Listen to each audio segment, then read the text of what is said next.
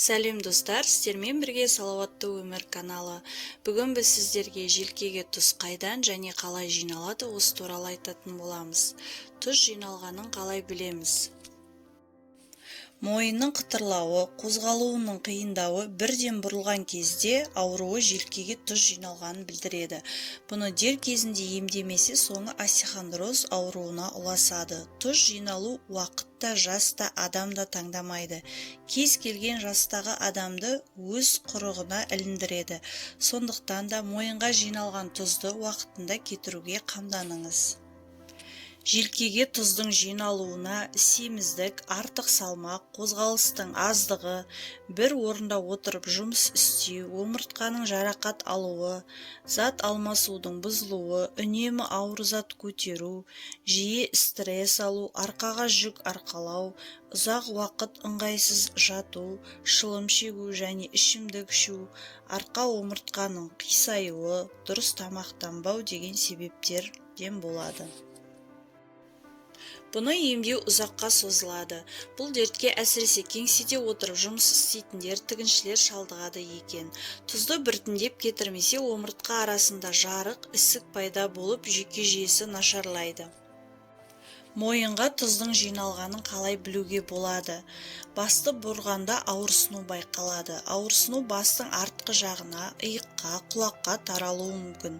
Кейде қабынған жүйке ұштарына байланысты ауырсыну тіпті қолға да өтеді. Басыңызды бұрғанда сықыр етіледі. Тіпті басты кілт бұру мүмкін болмайды. Бұрған жағдайда да біреу шерткендей әсер аласыз. Құлақтан шуыл естіледі. Әсіресе төсектен тұрған кезде құлағыңыз шуылдайды. Оған қоса басыңыз айналып, көзіңіздің алды қарауытады. Бұл бірнеше секундтан минутқа жалғасады. Көру қабілеті төмендейді. Тұздың әсерінен көзге қажетті қан мен оттегі жетіспейді. Жүрген кезде аяғыңыз бірден ұйып қалады. Қан қысымыңыз көтеріліп, жұмыс істеуге қабілетіңіз нашарлап кетеді.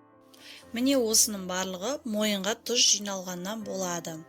Мойынға жиналған тұздың қауіптілігінен бас миы, есту және көру қабілеті төмендеп кетеді. Оған қоса құсу, қан қысымыңыз көтерілуі, есте сақтау қабілетіңіз төмендеуі, ақыл-естің кемуі пайда болады.